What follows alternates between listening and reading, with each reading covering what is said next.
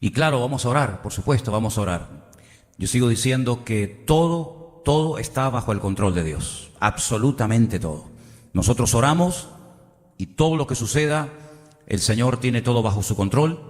Entonces, especialmente el día martes y miércoles vamos a estar orando junto con miles y miles de hermanos de otras congregaciones, de otras iglesias que en este país van a estar orando por esta famosa ley que se quiere aprobar, donde incluso conmigo lo llevan crudo. Ya les digo por internet, a mí que me ven todo el mundo ahí, conmigo lo tienen crudo. Si piensan que no voy a denunciar la homosexualidad, si piensan que no voy a denunciar la corrupción, conmigo ya me pueden meter preso. Cuando quieran me pueden venir a buscar y me llevan preso.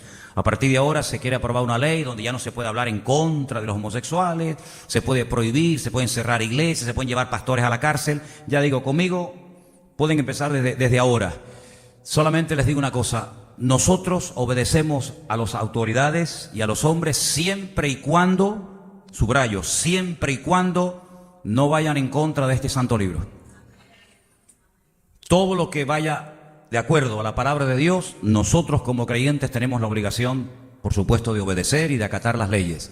No vivimos en una anarquía donde cada uno hace lo que le da la gana. No. Al contrario, somos ciudadanos y tenemos que ser ejemplos en las leyes que guardan una coherencia y guardan una, digamos, están de acorde a la palabra. Pero en el momento, como le dijeron, estos días hemos estado estudiando la figura de Pedro, ¿verdad? Cuando le dijeron, prohibido a partir de ahora seguir orando por los enfermos. Prohibido a partir de ahora en las plazas, en las calles, en los parques, públicamente anunciar el mensaje del Evangelio a través del nombre de Cristo. Pedro y Juan dijeron, antes que a los hombres, antes que a ustedes, es necesario obedecer a nuestro Dios, ¿vale? Entonces nosotros estamos puestos en esta tierra no simplemente para gozarnos y recibir bendición, gloria a Dios por ello, sino estamos aquí para ser luz. La iglesia tiene que ser luz. La iglesia no puede pasar desapercibida, y menos en estos tiempos. Así que vamos a orar para que todo salga conforme a la voluntad de Dios, pero se apruebe o no se apruebe la ley, nuestra ley es esta. Y todo lo que, repito, vaya en consonancia con la Escritura, diremos amén, y aquí estamos para ser personas ejemplares en medio de una sociedad corrupta. Pero cuando se dicen cosas que van en contra de la palabra de Dios, cuando nos prohíben denunciar el pecado, cuando nos prohíben denunciar la palabra de Dios, la Escritura, amigo, hasta ahí podríamos llegar. Entonces vamos a estar orando, ¿sí? El martes y el miércoles, especialmente por estas cosas que proponen inconversos y proponen personas que odian el Evangelio y que quieren quitar a Dios de la sociedad.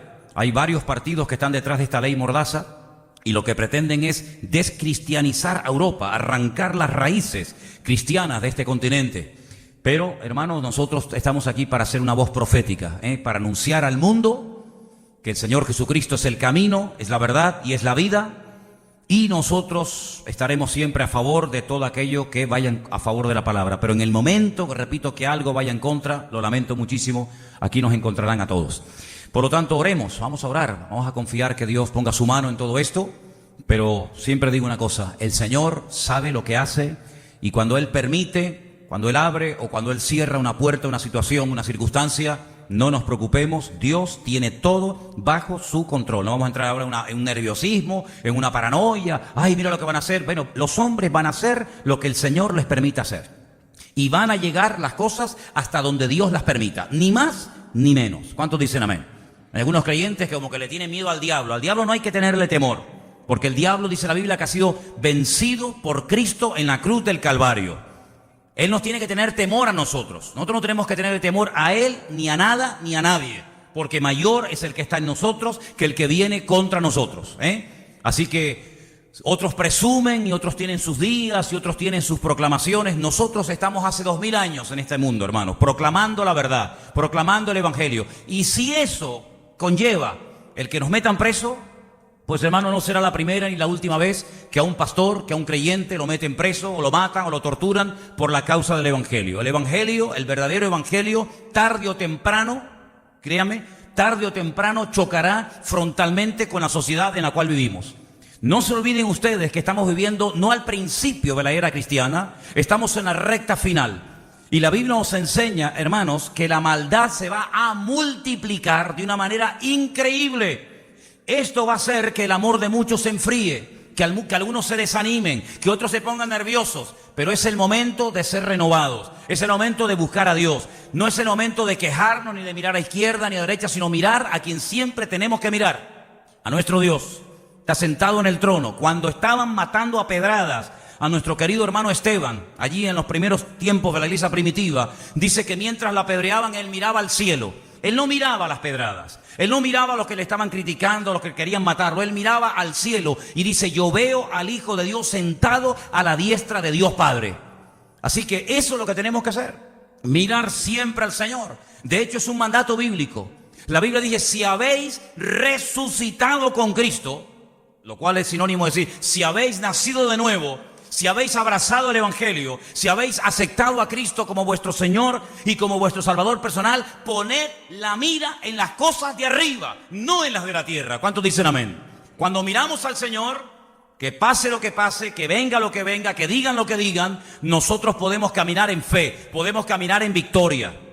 El enemigo intentará frenar a la iglesia, pero vamos a ver, pero esto no nos tiene que llamar la atención. Dice la Biblia en una de las cartas de Pedro, y hemos hablado estos días mucho de Pedro, llevamos semanas hablando de este personaje bíblico. Hermanos, no os sorprendáis, no dice eso la Biblia, no os sorprendáis del fuego de la prueba que os ha sobrevenido, como si alguna cosa extraña estuviera aconteciendo. Hay hermanos nuestros que en este momento están siendo masacrados, que están siendo torturados y matados por la causa de Cristo en este mismo momento. Por lo tanto, hermanos, si el Señor permite que las cosas se pongan un poco difíciles, que venga persecución contra la iglesia, no se preocupen. La iglesia avanza más bajo la presión que en un tiempo de relajación. Por eso, hermanos, confiemos en Dios, no bajemos la guardia. Al contrario, doblemos la guardia, oremos, busquemos más del Señor, porque el Señor, repito, tiene todo bajo su control. ¿Cuántos dicen amén? Así que vamos a estar orando en esta semana por este tema y por otros que seguramente surgirán. Vamos a orar un momentito, cierra tus ojos antes de ir a la palabra en esta noche y pedir la bendición del Señor para que el mensaje que vamos a compartir hoy sea de bendición y usted se pueda llevar palabra de Dios en su corazón. Te damos gracias por este privilegio y por esta nueva oportunidad que nos das de abrir las sagradas Escrituras, la bendita y eterna palabra de Dios. Habla a tu pueblo, Señor. Que todo lo que compartamos en esta tarde caiga en buena tierra, en tierra, Señor, sedienta y hambrienta de palabra de Dios. Ministranos, Señor, y que podamos empezar esta semana de una forma victoriosa. Como todos estos últimos días hemos visto cada día cómo la ayuda ha llegado milagrosamente, Señor.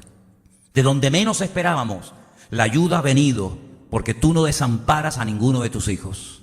Y te doy gracias porque en este primer día de la semana nos permites congregarnos, reunirnos en este lugar bajo tu bandera, bajo el nombre de nuestro Dios eterno, Yahweh Sebaot, el Dios de los ejércitos, al cual adoramos y clamamos pidiendo que en esta tarde, a través de tu palabra escrita, hables a nuestros corazones, Señor. En el nombre bendito de tu amado Hijo Jesús. Amén y amén. ¿No les escuché decir amén? Ok. Vamos a Hechos capítulo 13.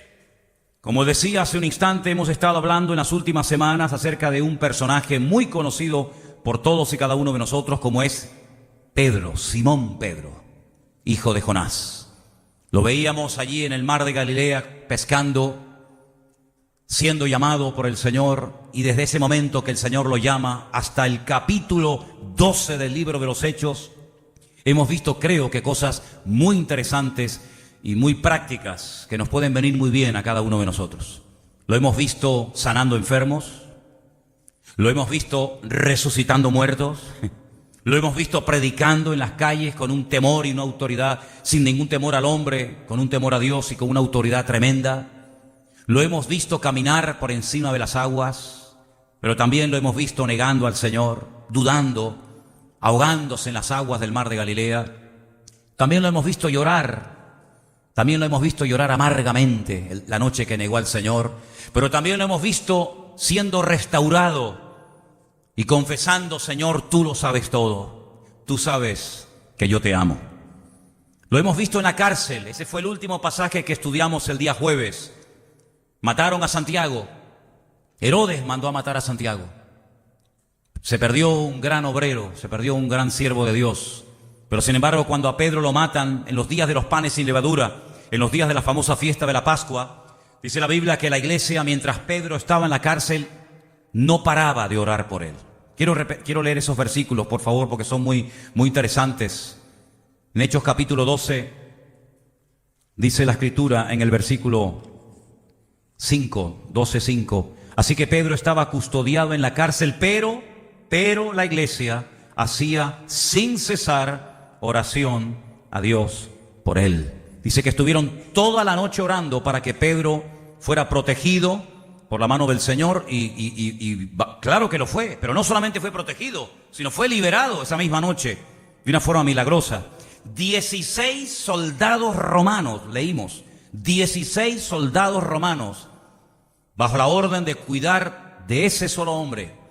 2 de ellos dormían con Pedro en la cárcel, uno encadenado a su mano izquierda y otro encadenado a su mano derecha.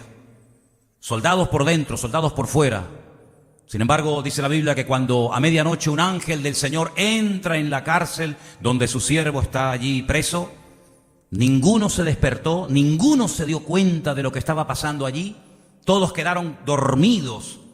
Me hace recordar aquel sueño profundo del primer hombre creado por Dios, de Adán, ¿se acuerdan? Dice que entró en sueño profundo, tan profundo que Dios lo anestesió y extrajo de él una bendición, su compañera, para toda la vida. Cuando él despierta de aquel profundo sueño, se queda sorprendido y al mismo tiempo agradecido con el Señor, porque dice: me has extraído algo de mi ser, esto es hueso de mis huesos y carne de mi carne. Y ahí se forma la primera pareja, porque esa es la voluntad de Dios, la unión entre un hombre y una mujer. Todo lo demás es aberración y desorden delante de la presencia del Señor. Lo diga quien lo diga, y aunque legalicen el pecado, una unión entre hombres y una unión entre mujeres no solamente es algo antinatura, sino es lo más inmundo y lo más aberrante que jamás se puede una persona imaginar. Es interesante notar porque dice que la iglesia oraba y el Señor liberó a Pedro. Sale de la primera puerta, sale de la segunda puerta y tardó más tiempo la iglesia en abrirle la puerta donde estaban reunidos orando en un culto de oración que el Señor sacarlo de la cárcel. Pero a partir del capítulo 13 ya no volvemos a saber nada de Pedro. A partir del capítulo 13 ya ni siquiera vamos a oír hablar más de la iglesia madre, de la iglesia de Jerusalén, la iglesia primitiva. Desde el 1 hasta el 12, la figura principal sin lugar a dudas es Pedro. La iglesia principal, la que más se habla, la que más se comenta, donde ocurren los milagros, donde ocurre, digamos, el nombramiento de los primeros 7 diáconos, siempre es en Jerusalén. A partir del capítulo 13 se deja de hablar de Pedro, se deja de hablar de la iglesia madre de Jerusalén y comenzamos a conocer a otros personajes. Y la iglesia central de la cual se va a hablar ya no va a ser Jerusalén, sino va a ser la iglesia de Antioquía. Capítulo 13 del libro de los Hechos dice así: había en la iglesia que estaba en Antioquía profetas y maestros. Presten atención a la lista y a los nombres de esta gente, porque es una lista cargada de enseñanza. Allí en esa iglesia donde dice que había profetas y maestros, al primero que se le menciona es a Bernabé. Para nosotros Bernabé a estas alturas no es un personaje desconocido, porque ya Bernabé fue nombrado la primera vez en la historia bíblica como un hombre generoso, como un hombre que dice que vendió una propiedad y trajo absolutamente todo el importe de dicha herencia, de dicha venta, a los pies de los apóstoles. No así, cosa que hicieron o intentaron imitar aquel matrimonio llamado Ananías y Zafira, que quisieron decirle a la iglesia, quisieron hacerle entender a la congregación que ellos también, igual que Bernabé, eran gente muy generosa, pero era mentira. Daban solamente una parte, pero ellos dijeron que estaban dando todo para así aparentar ante la congregación de que eran gente muy generosa y lo que eran unos manipuladores y unos mentirosos. Y cuando el apóstol Pedro dice: ustedes han vendido en esta cantidad que acaba de decir tu marido, esta propiedad, ella miente y dice: sí, en esta cantidad. No es verdad, no has vendido eso en esta cantidad. Si ustedes no quisieran dar nada a la congregación, no pasa nada, no hay ningún problema. Si ustedes de la herencia o de la propiedad que han vendido quisieran dar una parte, no hay ningún problema. Pero ustedes lo que están haciendo es que le están diciendo a la congregación que lo están dando todo cuando es falso. Y en la iglesia primitiva no se podían sentar precedentes, vamos, ni en la iglesia primitiva, ni en esta, ni en ninguna.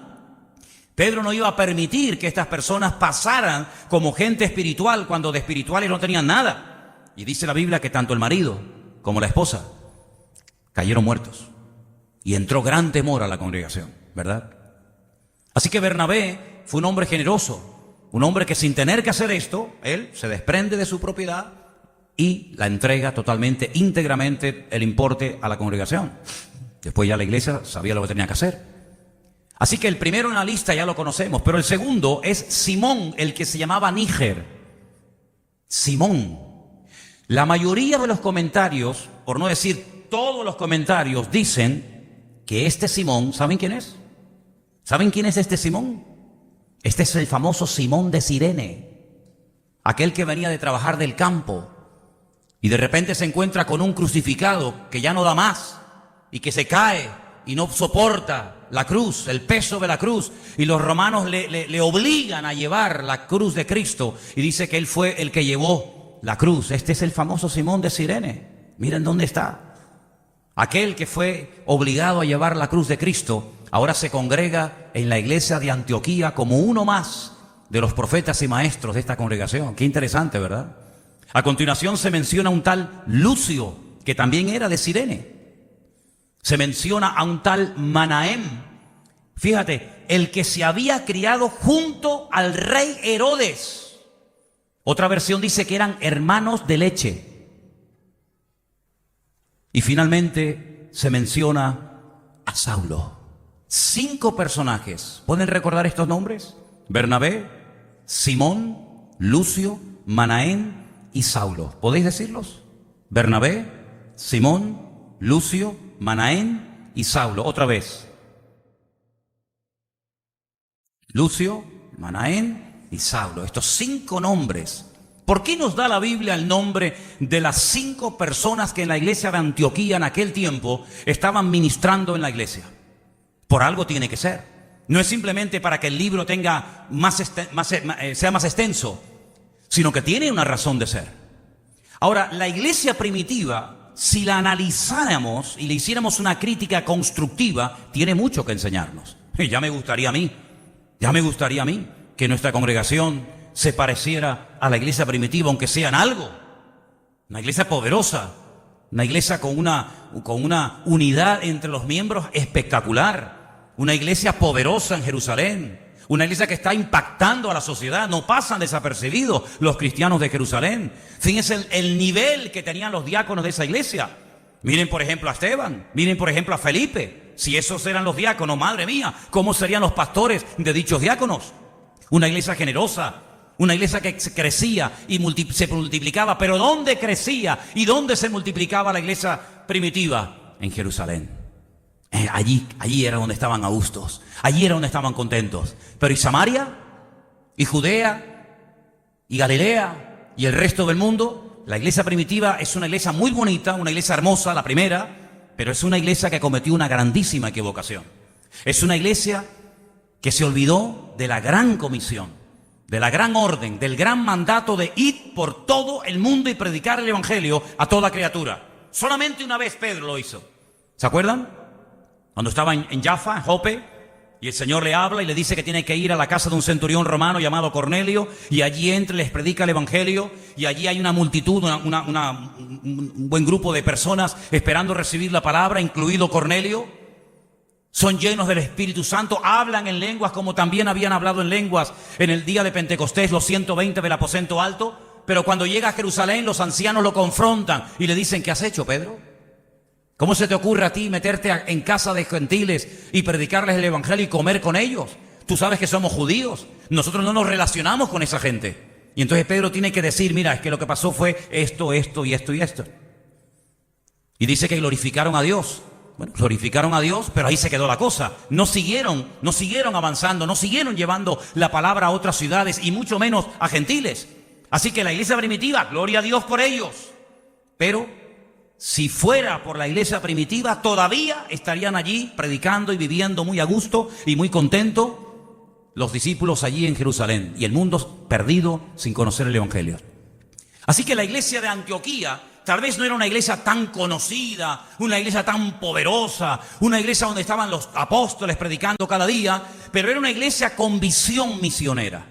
Era una iglesia que no solamente se miraba el ombligo y no solamente quería recibir y recibir, sino una iglesia que estaba preparada también para dar. Y hermanos, en la orografía de Israel, ese país tan pequeño, pero del cual aprendemos tantas cosas, uno se queda sorprendido porque es el único país del mundo que tiene 4 mares, 2 externos y 2 internos.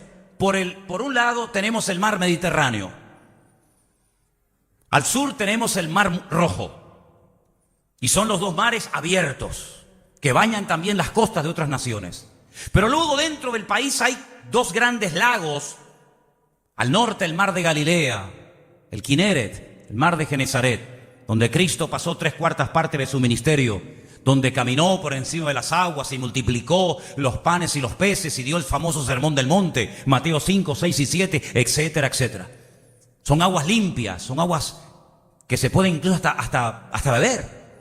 Entran las aguas de los altos del Golán y salen por el sur. No son aguas putrefactas, no son aguas estancadas, hay vida, hay peces. Muchas veces hemos comido los famosos peces, el pez San Pedro, que se pesca ahí hasta el día de hoy, ¿verdad? Sin embargo, cuando viajamos un poquito hacia el sur de Israel, muy cerca de Jerusalén, muy cerquita de Jerusalén, encontramos el Yam HaMelach, el mar de la sal, o el mar muerto, como vulgarmente se les conoce. Un mar que recibe agua, pero no la suelta. Es un mar que retiene, pero no da. Exactamente igual que esos 2 famosos estanques que también están dentro de la ciudad de Jerusalén. El estanque de Betesda y el estanque de Siloé.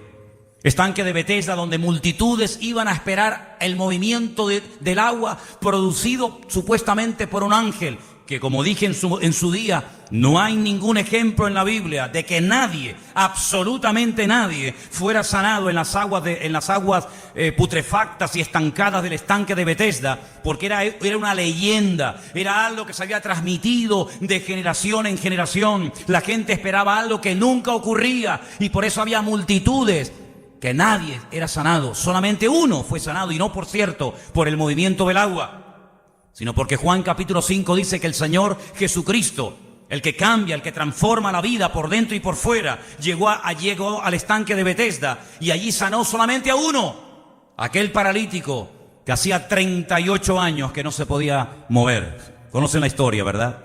Pero sin embargo, cuando unta barro, Juan capítulo 9, en los ojos de aquel ciego de nacimiento, previamente los discípulos habían preguntado: Señor, ¿quién pecó? Algo tuvo que ocurrir para que este hombre naciera ciego. Pero cuidado, no solamente era ciego, sino que las cuencas, el globo ocular no estaban vacías las cuencas, no había globo ocular, era imposible que ese hombre pudiera volver a recuperar la vista. Pero lo que es imposible para los hombres, siempre es posible para Dios. Dios no conoce la palabra imposible. Dios, el Señor, unta barro en sus ojos y lo manda al estanque de Siloé. No al estanque de Betesda, donde estaba el agua estancada hasta el día de hoy, que se puede ver y se puede visitar, sino al estanque de Siloé, que significa el enviado. Aguas limpias, aguas cristalinas, donde los chicos van y se bañan hasta el día de hoy. Aguas donde entra y sale y están limpias. Bueno, pues queridos hermanos, la palabra del Señor nos enseña que el creyente puede ser una persona receptiva, gloria a Dios, pero también tiene que dar. Y la Escritura dice que más bienaventurado es dar que recibir. Algunos se montan y se organizan la vida únicamente para recibir. Oye, mira, vete a tal iglesia que allí vas a recibir bendición. No, mira, vete a la otra que hay un pastor que no sé qué. Y está bien que la gente venga a recibir palabra. Y está bien, no hay nada malo, hermano. Si usted ha venido esta tarde para recibir palabra vas a recibir, no te quepa la menor duda. Pero no te olvides que recibimos para dar. No solamente recibimos para estar contento, para que mi marido vuelva conmigo, para que mi hijo salga de la droga, para que yo consiga un buen trabajo. Está bien todo eso, pero no se olviden que la prioridad no somos nosotros. La prioridad es alcanzar al mundo para Cristo. ¿Cuántos dicen amén? No podemos olvidarnos de eso, Porque si no, la iglesia está viviendo mirándose el ombligo. Venga a recibir y venga a recibir y venga a recibir. Pero recibimos para poder dar al mundo. Y cuanto más demos, más vamos a recibir de parte del Señor. ¿Cuántos dicen amén? ¿No les oigo? Ok, díganos fuertito, ¿sí? Pues si yo estoy predicando fuertito, ustedes también. Escuchen, en la lista de esta iglesia de Antioquía hay 5 personajes: Bernabé, Lucio, Simón, Manaén y Saulo. Bernabé, dice la Biblia, era de la isla de Chipre. Interesante. Era un chipriota. Lucio dice que era de Cirene. ¿Cirene dónde está? En el norte de África. Simón era judío, pero por algunas palabras que aparecen aquí y por la historia, se nos dice que se movía en círculos de gente romana, aunque era judío. Manaén era un aristócrata. Se había criado nada más y nada menos que con el rey Herodes, hermanos de leche. Una persona de la aristocracia de la época, una persona que se movía en las más altas esferas de aquel tiempo, pero era convertido. Y finalmente tenemos a un ex rabino judío muy famoso, criado a los pies del mejor maestro de Torá de la época, como era Gamaliel, nieto de Gilel, uno de los maestros de la Torá más famosos de la historia. Así que fíjense qué combinación tenemos aquí. Gente de Chipre, gente del norte de África, gente que se mueve en círculos con los romanos, gente que viene del trasfondo del judaísmo, de la secta de los fariseos, personas que se mueven en las más altas esferas. Qué interesante todo esto. Bueno, pues de esta iglesia que está formada por diferentes nacionalidades, por diferentes culturas y costumbres, de esa iglesia salen por primera vez en la historia 2 personajes, ahora vamos a leerlo, que salen para llevar el evangelio a otras naciones, a otros lugares donde todavía a estas alturas nunca nadie había llevado la palabra. Quiero que lean conmigo en el versículo 4. Ellos entonces, enviados por el Espíritu Santo. Esto es muy bonito, ¿eh? Enviados por el Espíritu Santo, descendieron a Seleucía y de allí navegaron a Chipre, de donde era Bernabé. Y llegados a Salamina, anunciaban la palabra de Dios en las sinagogas de los judíos. Tenían también a Juan de ayudante. Este es el famoso Juan Marcos, el que tiempo más tarde escribiría el famoso Evangelio de San Marcos. Este es el que tuvo un problema con el apóstol Pablo, porque dice la Escritura que los abandonó, viendo tal vez la dureza del ministerio, las persecuciones, los problemas. Dice que les abandonó. Y en el segundo viaje misionero, Bernabé quiere llevarlo. Y Pablo dice, conmigo no viene más. Y dice que hubo tal desacuerdo y tal discusión y discrepancia entre estos 2 hombres de Dios, Bernabé y Pablo, que dice que nunca más volvieron a trabajar juntos. Bernabé se fue con Marcos por una parte. Sin embargo, la Biblia relata el viaje que hace Pablo por tierra con un tal Silas, al cual también se le conoce en la Biblia con el nombre de Silvano. Silas y Silvano en la Biblia es el mismo personaje, es el que escribía las cartas. Pablo las dictaba, Silas las escribía y finalmente Pablo las firmaba y se mandaban por todas las congregaciones o a la congregación correspondiente. Es interesante notar porque estas 5 personas, profetas y maestros, están congregándose todos en la misma iglesia, la iglesia de Antioquía, donde hemos leído esta semana, el día jueves, que es el primer lugar del mundo donde se emplea el término, en nuestra Biblia dice, se les llamó por primera vez cristianos, los mesiánicos, los ungidos, los seguidores de Cristo. Usted sabe lo que significa la palabra cristiano, ¿no? Porque si usted se llama cristiano y no sabe lo que significa, averigüe primero lo que significa. Un diccionario que se imprimió en este país en los años 50, en plena dictadura franquista, cuando se leía la definición de la palabra cristiano, decía cristiano, persona bautizada de mayor, seguidor de Cristo.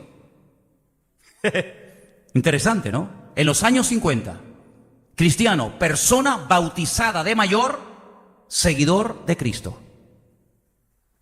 Ay, si le hubieran hecho caso en los años 50 a la definición del diccionario de la Real Academia Española, ¿verdad? Qué cosa tan interesante. Allí se les llamó por primera vez los ungidos. Allí se les llamó por primera vez seguidores de Cristo. Se les daba otros nombres, ¿verdad? pero la primera vez que los llaman así fue en la iglesia de Antioquía. Y allí seguramente estaban muy a gusto. Imagínate tú con este plantel, imagínate tú con este grupo de siervos de Dios predicando, enseñando, profetizando. Era una gozada. Pero hay un momento en el que en la iglesia ocurre algo. Y quiero leerlo. Y está en el versículo 2. Hechos 13, versículo 2. Ministrando estos al Señor, estos 5 que hemos leído, y ayunando, dijo el Espíritu Santo: ay, amigo, apartadme a Bernabé y a Saulo para la obra a que los he llamado. Entonces, habiendo ayunado y orado, les impusieron las manos y los despidieron. Y ahora viene la frase que leía hace un rato: ellos entonces fueron enviados por el Espíritu Santo. Yo tengo subrayada esta expresión, enviados por el Espíritu Santo, porque en otro pasaje, cuando se produce el famoso concilio de Jerusalén, Hechos capítulo 15, dice que quien envía de la iglesia de Antioquía a un par de representantes, y uno de ellos era Saulo o Pablo, dice que fue enviado por la iglesia. Sin embargo, aquí no dice que fue la iglesia la que envía a Saulo y a Bernabé para predicar el evangelio, sino es el Espíritu Santo el que habla en un culto, el que habla en una congregación claramente y dice: fulano y mengano, su tiempo adentro se ha terminado. Ahora ellos tienen la preparación suficiente para lanzarse al mundo, y este viaje misionero, ¿saben cuánto tiempo duró? 3 años. Se fueron de la iglesia de Antioquía Bernabé y Saulo, y no volvieron hasta pasados 3 años. Y en esos 3 años ocurrieron cosas increíbles, cosas tremendas, milagros, prodigios, iglesias establecidas, cosas que realmente nunca habían ocurrido. Y a los 3 años vuelven a la iglesia, informan a la congregación, y tiempo más tarde ya es Pablo el que dice: tengo mi corazón carga por aquellos que se convirtieron con nosotros hace tiempo en el primer viaje. ¿Por qué no vamos a visitarlos? ¿Por qué no vamos a ver cómo están las iglesias? A ver cómo se encuentran, a ver si han permanecido, a ver si han sido fieles o han abandonado la carrera y se han vuelto otra vez al mundo. Es interesante notar cómo en esta lista que hemos leído hay 5 personas diferentes, con ministerios diferentes, pero que han aprendido un principio elemental que nosotros todavía sigue siendo nuestra asignatura pendiente, y es aprender a trabajar en equipo, juntos, en armonía, para la gloria y la honra del Señor. ¿Cuántos dicen amén? Qué horribles son las competencias y las rivalidades y las envidias y los celos dentro de las iglesias, ¿verdad? Qué horrible. Cómo hay personas que taponan a aquellas personas que podrían ser útiles en la obra del Señor por miedo a perder el puesto, por miedo, ¿verdad?, a que alguien le diga: oye, pues a mí me gusta más cómo predica fulano que cómo predicas tú. No se puede estar en la obra del Señor con miedo, porque dice la Biblia que el que tiene miedo no ha sido perfeccionado en el amor, sino más bien todo lo contrario. Tenemos que gozarnos cuando Dios levanta, cuando Dios usa y cuando Dios habla a través de alguien que tal vez no es muy conocido, tal vez no tiene el título de pastor, pero sin embargo puede ser un instrumento precioso en un momento determinado para traer palabra de Dios a nuestra vida. ¿Cuántos dicen amén? Ahora, una vez escuché a un pastor que dijo que esta expresión apartadme, separadme a Pablo y a Bernabé, realmente es mucho más fuerte. Él decía en aquella predicación, basándose en el texto griego en el cual fue escrito este libro, que lo que más bien está diciendo el Señor es: suéltenlos, suéltenlos, no tengan retenida a la gente por miedo a perderlo, sino suéltenlos, porque hay gente que ha sido capacitada por el Señor para trabajar con los creyentes de puertas para adentro. Y gloria a Dios, hemos leído esta tarde la porción de Efesios capítulo 4. ¿La habéis prestado atención, no? Y el Señor puso una iglesia, a unos como apóstoles, a otros como evangelistas, a otros como pastores, a otros como maestros. Claro que sí. Dice, ¿para qué? Para perfeccionar, para capacitar a los cristianos, a los hijos e hijas de Dios, para la obra del ministerio, hasta que todos lleguemos a la unidad de la fe. Es una maravilla cuando cada uno sabe cuál es su terreno. Es maravilloso cuando cada uno sabe cuál es su don y a lo que Dios lo ha llamado y a lo que Dios no lo ha llamado. Qué hermoso cuando aprendemos a trabajar juntos en armonía, y la gloria quien se la lleva es el Señor. Ese salmo que tanto se menciona. Y yo muchas veces le he preguntado, pero bueno, ¿esos hermanos quiénes son? Y me dice, no, nosotros. Digo, no, nosotros no. No, estudie. ¿Con qué facilidad se menciona muchas veces el Salmo 133? ¿Qué dice? Y mirad cuán bueno es y cuán delicioso es habitar los hermanos juntos en armonía. Y entonces los cristianos toman ese versículo y dicen, hermanos, ¿tenemos que estar juntos en armonía? Sí, ya lo sé que tenemos que estar juntos en armonía. Pero ¿a qué hermanos hace referencia ahí la Biblia? A nosotros los cristianos, pero si no existía la iglesia. Mirad cuán bueno, qué maravilloso estar juntos en armonía, dice, los hermanos. Bueno, pues si no eran los cristianos, que no existían en aquel momento, si no era la iglesia que no existía en aquel tiempo, ¿a qué hermanos está haciendo referencia el Salmo 133? Porque yo veo en la Biblia que muchos hermanos se odiaban. Por ejemplo, vamos a analizar, ¿pueden ser los hermanos Jacob y Esaú? Sí, había una armonía entre ellos maravillosa, ¿verdad? Jacob y Esaú se llevaban, permítame la expresión, como perro y el gato. Dice que uno le robó la primogenitura, dice que el otro lo engañó, dice que y tuvo que salir huyendo. Y vivió Jacob 22 años en el extranjero, porque su hermano Esaú quería matarlo. Luego, el Salmo 133, sinceramente, no creo que haga referencia a los hermanos Jacob y Esaú. Puede ser a lo mejor Isaac e Ismael, los dos hijos de Abraham, uno con la criada Agar y otro con su esposa Sara. Sí, se llevaban muy bien Isaac e Ismael, ¿verdad? Se llevaban de maravilla. Ay, hermano, si dice que el Señor tuvo que decir a través de la boca de Sara, la esposa de Abraham, sácalos de la casa, echa fuera a esta gente, porque no puede heredar uno con otro. ¿No ves que se odian? ¿No ves que se llevan como el perro y el gato? Y Abraham tuvo con todo el dolor de su alma echar fuera a su hijo Ismael y también a su madre, Agar. Claro, con todo el dolor de su alma, pero el Señor le habló y le prometió que lo iba a cuidar, que lo iba a bendecir y que lo iba a prosperar. Y si no, miren, la prosperidad de las naciones árabes, si se ha cumplido o no, la bendición del Señor sobre los ismaelitas, todos los árabes hoy en día, que algunos de ustedes o algunas personas dicen, bueno, ¿y quiénes son? Los egipcios. No, los egipcios no son árabes. Los de Irán. No, los iraníes no son árabes. ¿Quiénes son los árabes entonces? Bueno, estudie para que usted sepa quiénes son los hijos de Abraham a través de Agar, a través de Ismael. Y quiénes son los descendientes de Isaac. Luego, no se refiere tampoco a estos dos hermanos. Puede ser Caín y Abel. Esos sí que se llevaban bien. Mirad cómo se llevan juntos los hermanos en armonía. Sí, se llevarían antes de salir al campo. Porque cuando salieron al campo dice que uno se levantó contra él y lo mató. Y cuando Dios le habla con voz audible y le pregunta al Señor, ¿dónde está tu hermano Abel? La arrogancia y la soberbia de Caín era tan mayúscula que dice, ¿soy yo acaso guarda de mi hermano? Y el Señor le responde algo tremendo y le dice, la voz de la sangre de tu hermano Abel clama.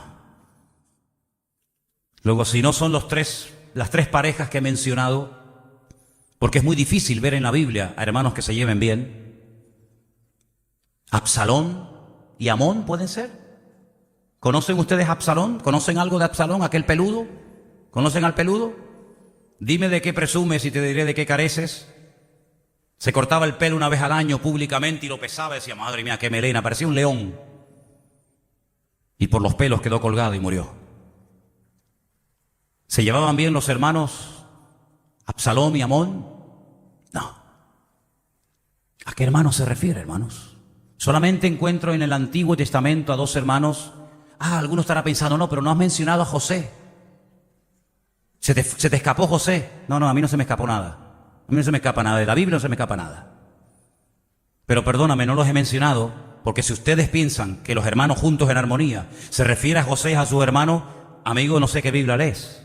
Porque si alguien odiaba a su hermano José, eran precisamente sus propios hermanos. Para Potifar, José era una bendición. Para sus hermanos era un problema. Era más querido fuera que dentro. ¿Quién nos queda? ¿Quién nos queda?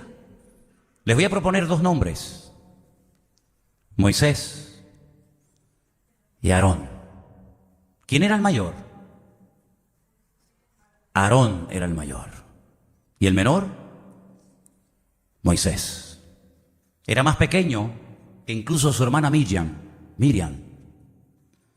Sin embargo, Aarón jamás chocó frontalmente contra la autoridad de su hermano. Una vez es verdad que lo criticó y le costó caro.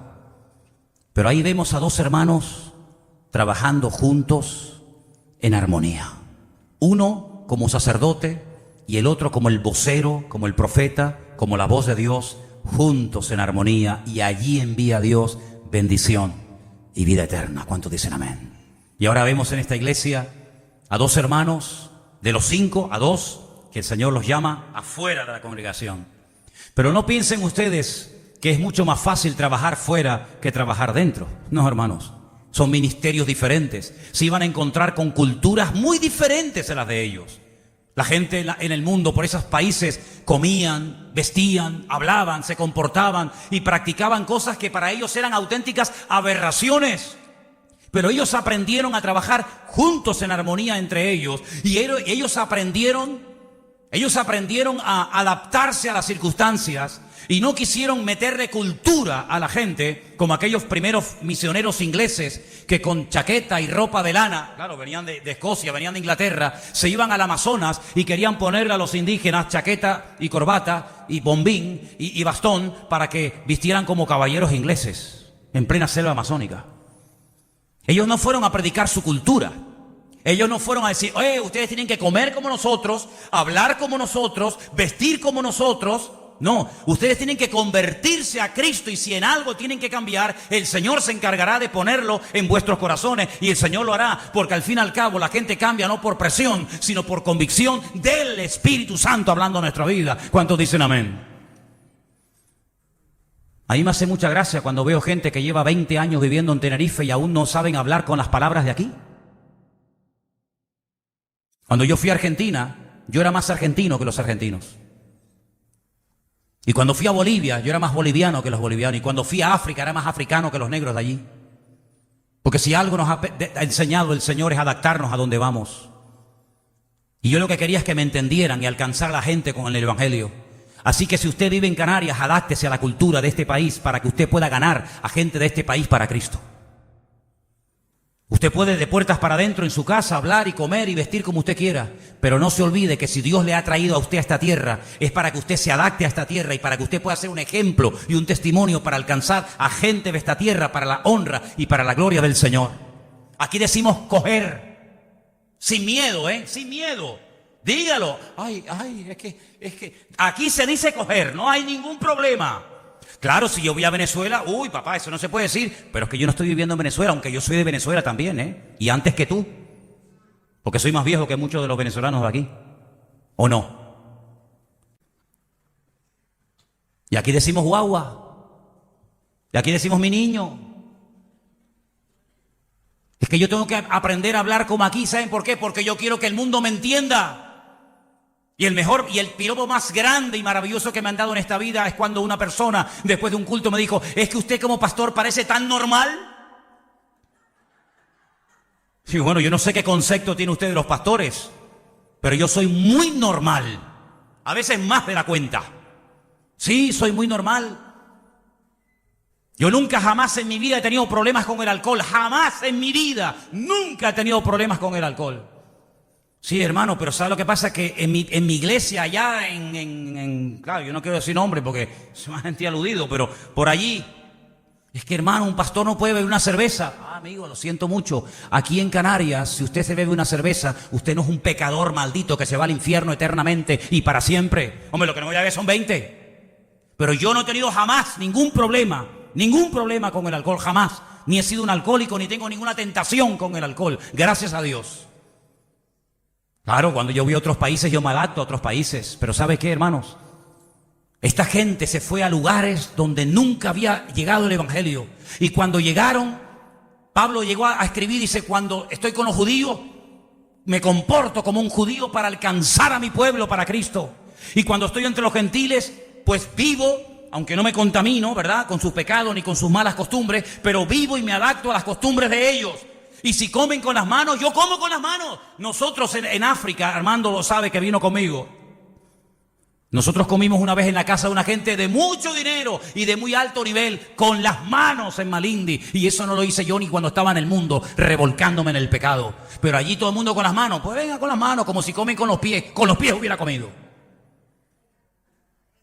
Problema, no pasa nada. Y he ido a congregaciones donde me dicen, hermano, usted sin corbata en esta iglesia no puede predicar. Y bueno, pues tráigala para acá. Yo tengo en mi casa 200 corbatas como mínimo. Si hay que ponerse una, me pongo una, no pasa nada. Iglesias donde me han dicho, hermano, usted con barba no puede predicar porque parece un montonero argentino.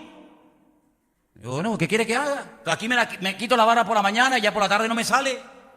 Y otros me dijeron, hermano, qué bien le queda a usted esa barbita que tiene porque parece un profeta del Antiguo Testamento. ¿En qué quedamos? ¿Me la quito o me la pongo? ¿En qué quedamos? Por la mañana parezco un montonero y por la tarde un profeta del Antiguo Testamento. ¿Cómo va la vaina esta? ¿Cómo es esto? ¿Cómo es?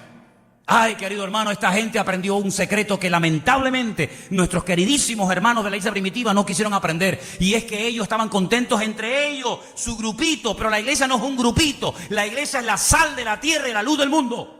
Y el mundo, España, más que nunca, está necesitando de cristianos normales, pero llenos del Espíritu Santo para marcar allá afuera una diferencia. ¿Cuántos dicen amén? Tan triste la gente. Y han visto, ¿no? Tan triste. El Tenerife no subió. No, tan triste. Me dijo una persona esta mañana, la tristeza me va a durar un mes. Así me dijo, ¿no? De verdad. Nosotros en esta tarde podemos decir que el Señor es nuestra fortaleza. Podemos decir que Él ha cambiado nuestro lamento en baile. No me interesa si bajó, si subió. Mayor es el que está en nosotros que el que está en el mundo. Y el gozo del Señor es nuestra fortaleza. Amén, aleluya. Aplauda para que lo oigan en toda la calle, hermano. Aplauda fuerte. No está el estadio, pero está la iglesia del Señor en esta tarde aquí. Aleluya. Amén. Gloria a Dios, fuertes aplausos, fuerte que lo oiga toda la calle. Garcilaso de la Vega, aquí están los hijos de Dios. En victoria, para la gloria de Dios. Amén. Aleluya. Nosotros siempre ganamos porque el diablo está vencido. Fuertes aplausos a Él y a su nombre. Y a su nombre. Gloria a Dios.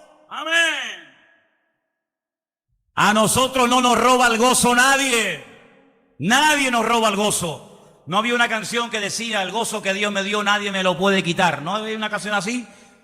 ¿Cómo me va a quitar el mundo el gozo si el mundo no me lo dio? Claro, mi querido hermano, hay circunstancias, hay problemas, hay luchas, hay dificultades, pero bueno, ahí se demuestra la madera de la que está uno hecho. Porque si no hay luchas y dificultades, entonces, ¿cómo es? El verdadero cristiano no se nota cuando todo va bien y todo sonríe y todo gloria a Dios, aleluya, sí, ahí cualquiera. El verdadero cristiano se demuestra cuando hay necesidades y dificultades y luchas y obstáculos y circunstancias aparentemente adversas y difíciles. Pero ahí es donde descubrimos la grandeza de nuestro Dios. Ay, si aquel papá con el corazón roto el día que tenía que sacrificar a su hijo no hubiera dado ese paso de fe y de obediencia al Señor, jamás hubiera descubierto que Jehová Jireh, el Señor es el que provee. ¿Ve? Si no hubiera dado ese paso de fe, aquel hombre con aquellos 300 desarmados para ir a enfrentarse con una multitud, nunca hubiera aprendido que el Señor no necesita de número, sino que necesita de gente valiente y osada para hacerle la guerra a los madianitas como fue Gedeón en el nombre del Señor. ¿Se da cuenta? Así que hermanos, cuando vienen tormentas, cuando vienen dificultades, cuando vienen enfermedades, cuando viene crisis financiera, lo que sea, no importa. En todo eso somos más que vencedores, dice la Biblia. Mucho más que vencedores. Ya me perdí. No me perdí. Es que tengo tanto aquí para dar que digo, ¿ahora para dónde voy? Porque tengo tanto material. Pero mire, déjeme que le diga algo en esta tarde, porque no quiero cansarlo. Pero déjeme que le diga algo para mí muy importante. Mire, hermano, esta gente se movió. Escuché bien esto porque esto es muy importante, porque yo lamentablemente veo que hay gente que no aprende, y mira que lo digo, y mira que se enseña, y mira que se predica, y no hay forma, tú. ¿Quién envió a Pablo, a Saulo y a Bernabé a esas naciones donde no había llegado nadie con el Evangelio? ¿Quién los movió? ¿Por qué se movieron? Ahí está, ¿ves? ¿Ves cómo sabe la respuesta? Dijo el Espíritu Santo. No es que yo sentí. Empezamos.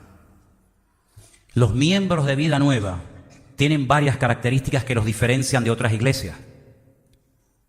Una de las características de la gente que se congrega con nosotros en esta iglesia es que la palabrita yo sentí, nosotros no la usamos. Cuando yo oigo a alguien y dice, no, que yo sentí, digo, este no es de nuestra iglesia, porque nosotros no hablamos así. Yo sentí. Esta gente no se movió por un sentimiento, porque le iban a esperar, le estaban esperando persecuciones, cárceles, torturas. Los sentimientos llegan de aquí a la esquina. Esta gente se movió por el Espíritu Santo de Dios en la iglesia que habló. No se movió porque allí había más trabajo. Entonces, claro, si hay más trabajo allí, aquí ya no hay, me voy para allá. ¿Usted me está viendo? No me oyó, se lo voy a repetir. Allí hay trabajo y aquí no hay. Voy a ponerlo bíblicamente para que nadie se sienta ofendido. Allí está Egipto, aquí está Canaán. Aquí las ovejas se me mueren de sed. Aquí no hay pastos verdes, aquí no hay nada. Aquí nos estamos muriendo de asco. Allí en Egipto está el río más largo del mundo, 6.666 kilómetros de largo. Es el río más grande del mundo, con 7 brazos, que parece la lengua de una serpiente. Río que según la Biblia algún día se secará, dice la palabra. Escuche bien esto. Siempre en Egipto había trabajo, siempre en Egipto había una puerta abierta. Le voy a poner varios ejemplos para que capte esto. No está nada mal, no es un pecado decir, bueno, allí hay una oportunidad, yo voy a... No, cuidado, no estoy diciendo nada en contra de eso. Lo que estoy diciendo es que no se mueva única y exclusivamente por emociones, por sentimientos o por la carne. Mis padres fueron a Venezuela de migrantes, no eran cristianos. Mis abuelos fueron a Venezuela y a Cuba y a Argentina como emigrantes. Mis bisabuelos fueron también allí. Ellos se movieron, no eran cristianos. A nosotros no nos mueve la necesidad. No debería de movernos la necesidad. A nosotros no nos mueve el ganar más o el ganar menos. A nosotros nos mueve el Espíritu Santo de Dios. Yo le digo lo que dice la Biblia, después haga usted lo que le dé la gana. Pero yo tengo la obligación de enseñarle Biblia. Los que son guiados por el Espíritu, estos son hijos de Dios. ¿Dónde dice eso, Manolo? Romanos 8. Los que son guiados por el Espíritu de Dios, estos son hijos de Dios. Es decir, que una característica para reconocer a un hijo y a una hija de Dios es que lo movió el Espíritu Santo. No la necesidad, no la emoción, no una invitación, no el sentimiento, no la carne, no un chico que le gusta, una chica. No. El Espíritu de Dios es el que tiene que mover a la iglesia del Señor. Porque si no, ¿en qué nos diferenciamos del mundo? Ahora usted me dirá, sí, pero hermano, yo he leído en mi Biblia que Abraham en un momento de necesidad, donde no había agua, donde no había trabajo, donde no había pastos verdes, donde no había nada, se fue a Egipto. Sí, ¿sabe una cosa? Yo también lo he leído. ¿Usted pensaba que yo no lo había leído? Yo lo he leído. Yo lo he leído también. Y se fue allí. Pero tiene que leer el resto de la historia, ¿eh? No solamente lea cuando fue, lea cuando salió. Porque él salió de Egipto, pero Egipto no salió de él. El faraón le dijo, ¿te vas? Ay, qué pena. Te voy a hacer un regalo. Cuidado con los regalos que la gente te hace del mundo. No acepte cualquier vaina que le regala la gente del mundo. Cuidado, por muy bonito que sea. ¿Te acuerdas de aquella palabra? No acepte los ratones de los filisteos, aunque sean de oro. Eso fue un sueño que Dios me dio hace años. No acepte los ratones de oro de los filisteos, aunque sean de oro. El que sabe de Biblia sabe lo que estoy hablando. El que no sabe Biblia dice, ratones de oro. ¿Qué habla este hombre? Entonces hay que leer la Biblia. Abraham fue a Egipto, le regaló a Agar, y fue la ruina. Su hijo Isaac, viendo que su papá había ido a Egipto en un momento de crisis y en un momento de necesidad, él dijo, oye, no hay agua. Yo soy ¿cómo es? Pastor de ovejas. No hay agua, no hay pasto, no hay nada. ¿Dónde hay pastos verdes? ¿Dónde hay abundancia de agua? En Egipto. Me voy a Egipto y dice, para el carro, amigo. Vivía en Beersheba, donde vive nuestro hermano Guido. No sé si nos estará viendo esa noche. Allí vivía en Beersheba. No había agua, no había esperanza. Si mi papá fue a Egipto, ¿por qué no puedo ir yo? Dios le dijo, no, tú no vayas. Tú no tienes que imitar ni a tu padre ni a nadie. Tú tienes que oír la voz de Dios hablando a tu corazón. Hay gente que hace las cosas porque fulanito las hizo. Yo las voy a hacer. No. Usted no tiene que imitar a nadie, ni al pastor, ni al reverendo, usted tiene que imitar y obedecer única y exclusivamente a la voz de su Dios. ¿Cuántos dicen amén? Bueno, ya va mejorando. Tú te quedas aquí. Y este año tú vas a sembrar. Ahora, yo no sé si usted ha estado alguna vez allí. ¿Sembrar dónde, Señor? Aquí, en el desierto. Pero si no hay agua. Si esto es un desierto, ¿cómo voy a sembrar en el desierto? Tú vas a sembrar porque yo te lo digo. Usted sabe que antiguamente se le decía a los hijos, no salgas más. Y el hijo preguntaba, ¿por qué? Porque lo digo yo. Se acabó la conversación. Eso era antes. Eso era antes. Hoy en día se lo tiene que decir por WhatsApp. Porque si no, el niño no capta. Coge un trauma psicológico. El niño, no salgo mal, te va a denunciar a la Guardia Civil. Cuidado. Tú siembras este año aquí. Isaac sembró fuera de toda posibilidad de éxito. Sembrar en el desierto, un disparate, es tirar la semilla, es desperdiciar la semilla. Sembró. Al año siguiente, lea la Biblia, hermano. Todo esto está en la Biblia, yo no me invento nada. Al año siguiente fue la envidia de toda la zona porque dice que cosechó a 100 por 1 en el desierto. Hermano, esta gente salió de la iglesia de Antioquía, de la que eran miembros, porque el Espíritu Santo lo dijo. Si no, Pablo y Bernabé no se menean, no salen nunca de allí. Isaac se quedó en Beerseba porque el Señor se lo dijo. Cuando usted hace la voluntad del Señor, aunque se rían, aunque se burlen, aunque sea un disparate, aunque su padre le diga que está loco, usted no haga caso. Cuando el Señor le diga algo, usted hágalo. Y el Señor le va a recompensar. Y el Señor le va a bendecir. Mi última palabra para la iglesia esta tarde es esta. No te muevas ni de esta iglesia, ni del trabajo, ni de Tenerife, ni de ninguna parte, a menos que tengas instrucciones concretas y específicas del Señor y te diga, ahora levántese y váyase para otro lugar. Entonces muévase con libertad porque el Señor está contigo. Pero no te muevas por impulso, no te muevas por sentimientos o emociones, porque eso, aunque funciona al principio, a la larga se paga muy caro, amigo. Y el cristiano tiene que madurar, tenemos que madurar y darnos cuenta de que no podemos movernos porque a mí me interesa o me conviene más. Más vale, dice Proverbio, más vale bocado seco y en paz, un pan solo, con la bendición de Dios, que casa llena de abundancia y de cosas sin la bendición de Dios. Tú dices, vamos, pero no entiendo, vamos a ver, ¿cómo puede haber la bendición de Dios en un pan seco sin nada dentro? ¿Y cómo no va a estar la bendición de Dios en una nevera llena? No dice la Biblia. No dice la Biblia que Dios estaba con José. Y uno dice, ¿pero dónde está con José? Lo meten en la cárcel, lo odian sus hermanos, pero Dios estaba con José. Al final, ¿quiénes se postraron? ¿José a los hermanos o los hermanos ante José? Aprendamos a encomendar nuestra vida al Señor, esperemos en Él y Él hará, dice la Biblia. Tranquilo, no te pongas nervioso. Por favor, dígaselo al que está a su lado, a ver si le hace más caso que a mí. Por favor, hermano, dígaselo. A lo mejor entre todos hacemos fuerza. No te pongas nervioso. Que los cambios a veces son necesarios. Y los cambios que produce el Señor siempre van a traer bendición a tu vida. ¿Cuántos dicen amén? Los cambios que uno se monta a su manera no funcionan.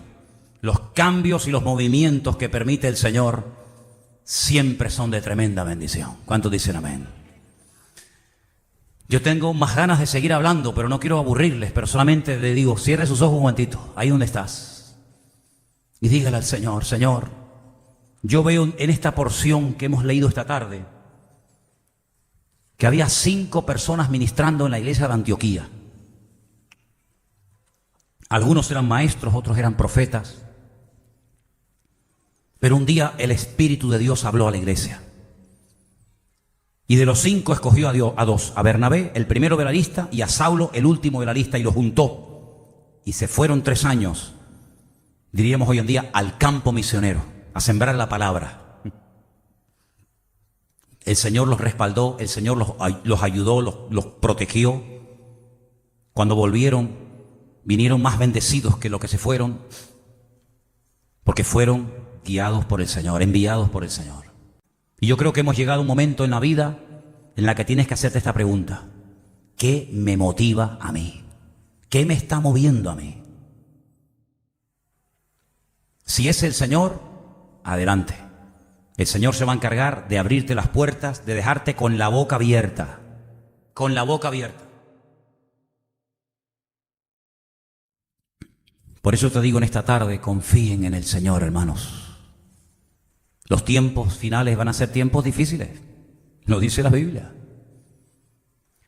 Pero también dice la Biblia que en los tiempos finales la gloria y la bendición de Dios será mayor que nunca en la historia. Vamos a confiar en Dios. El Señor tiene todo el poder y toda la autoridad para cuidar tu matrimonio. No tengas miedo, no tengas temor. Para cuidar tu salud, para cuidar tu economía, para cuidar de tus hijos, aunque no estén aquí. No te preocupes, vive tranquilo, no estés agobiado, con nervios, estresado. Pastillas para dormir, pastillas para despertar, pastillas para comer, pastillas. Por favor, vas a reventar un día. Encomienda al Señor tu camino, confía en Él y Él hará. Eso dice la Biblia. Y esta gente salió sin saber a dónde iban, guiados por el Espíritu. Y el Señor los bendijo. Fueron 3 años de aventuras extraordinarias. Y todavía el Señor tiene mucho para enseñarnos, ¿sabes? Todavía el Señor tiene muchas sorpresas en el camino. Yo quiero vivir cada día viendo la gloria de Dios. Yo llevo una semana, créeme hermanos, de verdad te lo digo, sin moverme de aquí, estando donde tengo que estar y haciendo lo que tengo que hacer. No pasa ni un día, y lo digo de verdad para la gloria de Dios, no pasa ni un día sin que Dios no mande la ayuda de una u otra manera. Te lo puedo asegurar, No te imaginas la semana de bendición que Dios nos está dando hasta llegar aquí.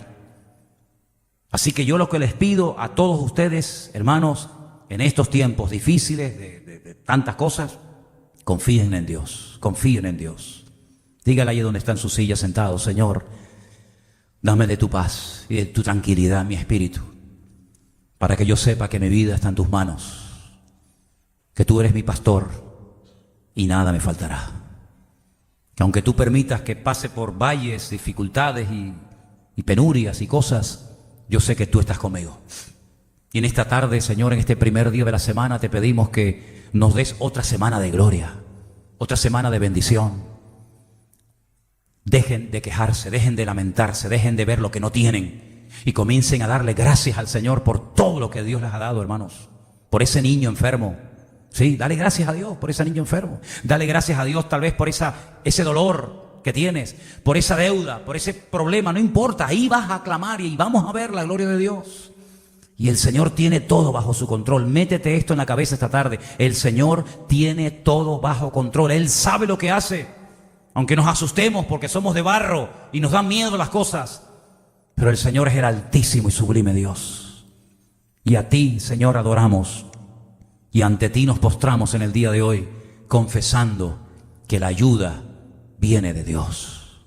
Confiamos en ti, Señor, no en nuestra fuerza, no en nuestra sabiduría, no en nuestra experiencia, ni siquiera en nuestra fe, sino que nuestra fe y nuestra confianza está en ti, Señor Jesús. Te adoramos, te damos gloria y honra, porque tu palabra nos muestra que cuando una persona es guiada por el Espíritu y sabe cuál es su sitio y cuál es su tiempo y cuál es su momento, la bendición de Dios no falta en esa persona. Gracias por tu palabra en esta tarde, Dios mío, en el nombre bendito de Jesús. Amén y amén. Póngase de pie y dígale a su hermano al mismo tiempo: confía en el Señor y Él hará. Aleluya. Diga. Yo les digo lo siguiente. El Salmo 92 hay una parte hermosa que dice: cuando brotan los impíos como la hierba. ¿Qué es lo que está pasando ahora, Señor? ¿De dónde ha salido tanto impío? ¿De dónde ha salido tanto degenerado? ¿No? Cuando brotan los impíos como la hierba y florecen los que hacen iniquidad, es para ser destruidos eternamente. Así que no se preocupen, el Señor permite ciertas y determinadas cosas, pero la última palabra en este país, quien la tiene, no es Podemos, no es el PP, no es fulano ni mengano. La primera y la última palabra en este país la tiene nuestro Dios. Así que a eso nos agarramos y en eso confiamos. Que digan, que propongan, que peleen, que discutan, que digan todo lo que quieran. Solamente van a llegar hasta donde nuestro Dios les permita llegar. Ni más ni menos. Si Él permite que se levante un faraón bueno, gloria a Dios. Pero no te olvides que ese Dios que levantó un buen faraón también permitió que se levantara un malísimo faraón. Uy, ¿cómo puede ser esto? Sí, no te preocupes. Uno era para una cosa y otro era para otra. Uno era para que vinieran y otro era para que salieran corriendo. Dios puede levantar a un Poncio Pilato, porque era el único que podía condenar a muerte a Cristo. Entonces tuvo que levantar a un Poncio Pilato. Y Dios tuvo que levantar a un Herodes, y Dios tuvo que levantar a tantas y tantas cosas a lo largo de la historia. ¿Para qué? Para que el plan de Dios se ejecute a la perfección.